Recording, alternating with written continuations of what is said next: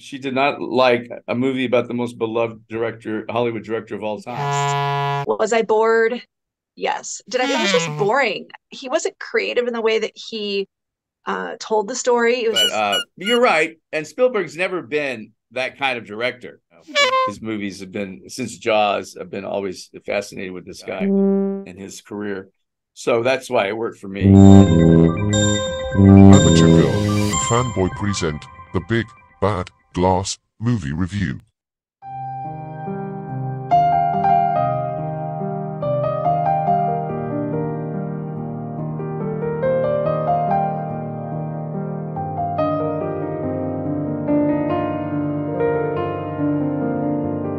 At 60, Steven Spielberg was diagnosed with an incurable condition. What is it? Stick around until the end of our reel to find out. Well, hello, folks. Today we're going to be talking about The Fablemans again. It was a movie I particularly loved, and I encouraged my amateur girl to go see it, and she did not like it. And so I'm curious for what reason, she did not like a movie about the most beloved Hollywood director of all time, about his childhood. So let's dive in and find out. So what struck you as terrible about it? well, I didn't think it was terrible. I watched it. But The you kids did were not at love it. school, spent a morning, decided I had some time, so I turned it on. And sure, was it an enjoyable film? Yes. Was the production quality superior? Yes. Was I bored? Yes. Did I fast forward it? No, actually, I didn't. But it was just boring. He wasn't creative in the way that he told the story. It was just very linear to me. I just didn't like it.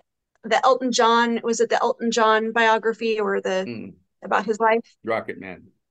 Yeah, no, that was phenomenal. Or the one about the guy the Queen guy, that guy. Well, right. Bohemian What's Rhapsody. his name? Yeah. Bohemian Rhapsody. That was creative too. So That was boring, more that so was more linear. linear, I thought, the Bohemian Rhapsody. But you're right. And Spielberg's never been that kind of director.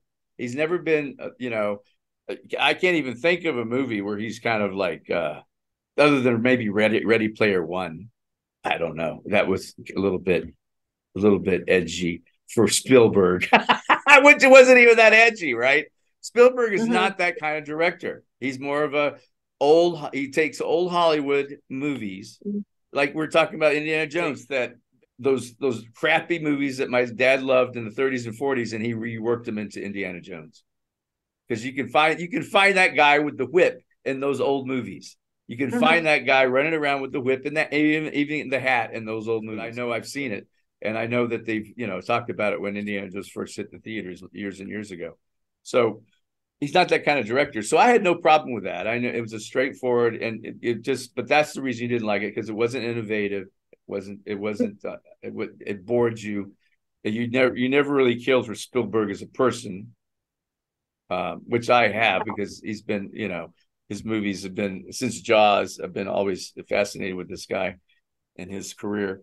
So that's why it worked for me. And then I thought it was Yeah. extremely well made. So anyway, Sure, I said it was well made. I yeah, said you it was did. superior. I will say this But you final did not thing love that it. maybe his life just wasn't before movies was that interesting. I would have loved to have seen him To you, it wasn't that to me, right. and I think many other people because did do very well in the theater. Ticket sales is Yeah, not a measurement of didn't quality, because I am the just reviewer of the greed. people. Because So, I quite liked the movie. I thought it was a classic oh, in its I'm own way. upsetting you. I'm upsetting No, you. no, not at I all.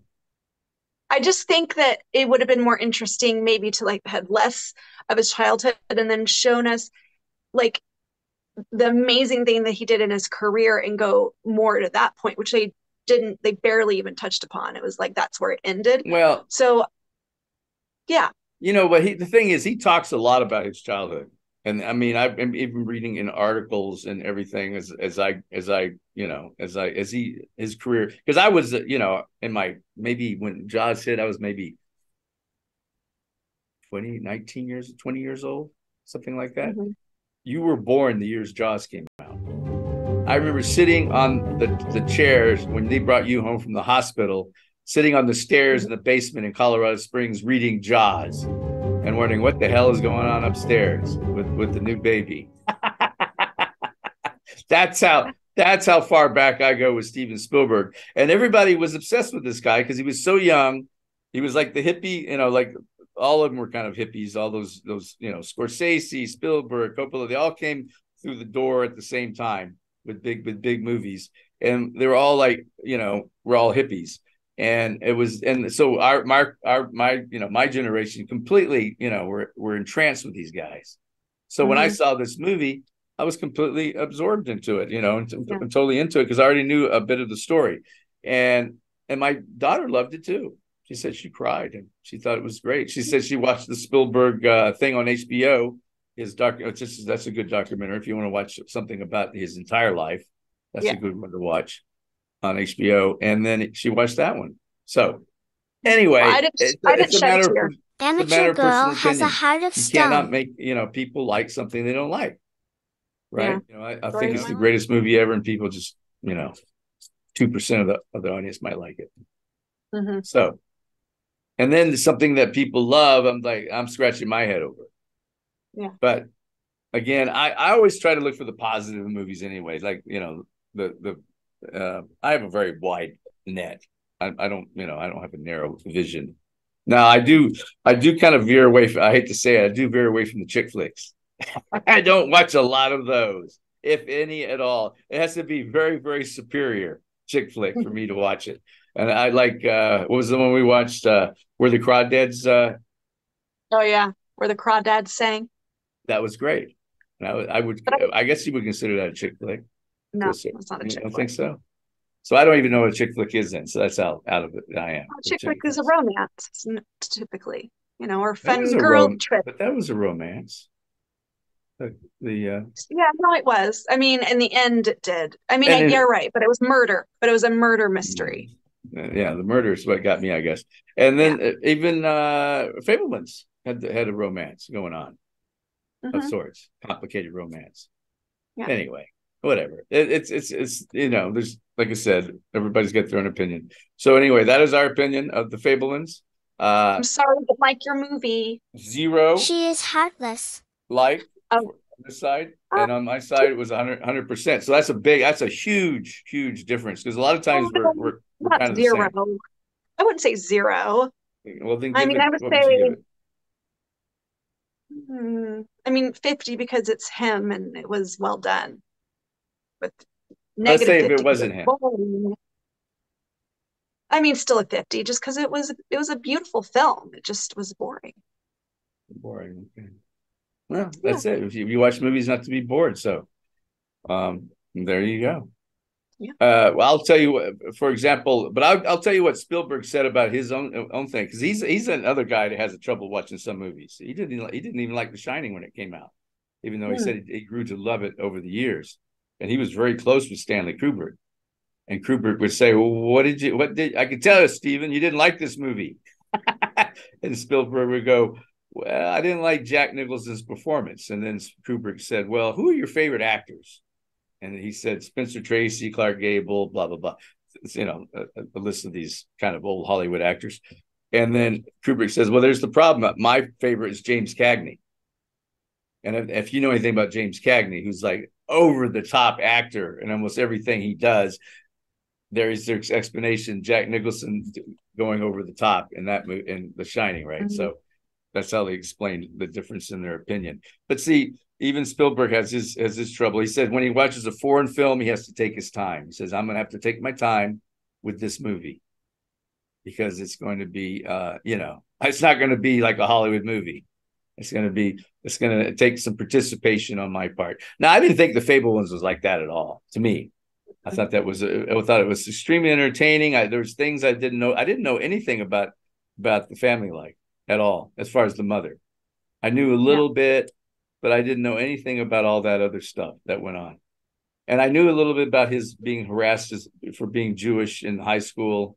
And that, again, that comes up with his, if you watch all of his movies, again, he's always picking on the Nazis. He's always making the white guys, the Caucasian guys, the bad guys.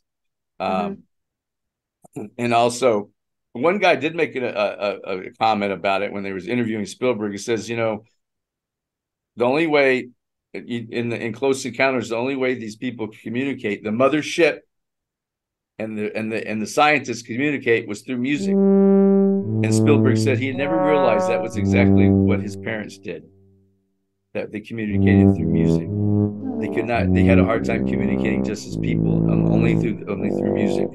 And he said, wow. He said, and he wrote that screenplay, and it was basically a comment on his own parents' life, Close Encounters of the Third Kind, which is so bizarre, right?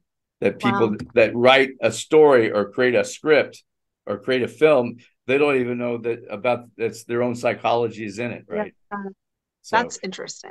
That is very interesting, because I remember watching that little interview and I'm like, wow, that guy who interviewed him was very smart, because it was that guy from the Actors Studio in New York City, that guy with the beard, right? He's the one that picked up on that, and Spielberg said, wow, I finally understand my own movie. That's amazing. Thank you.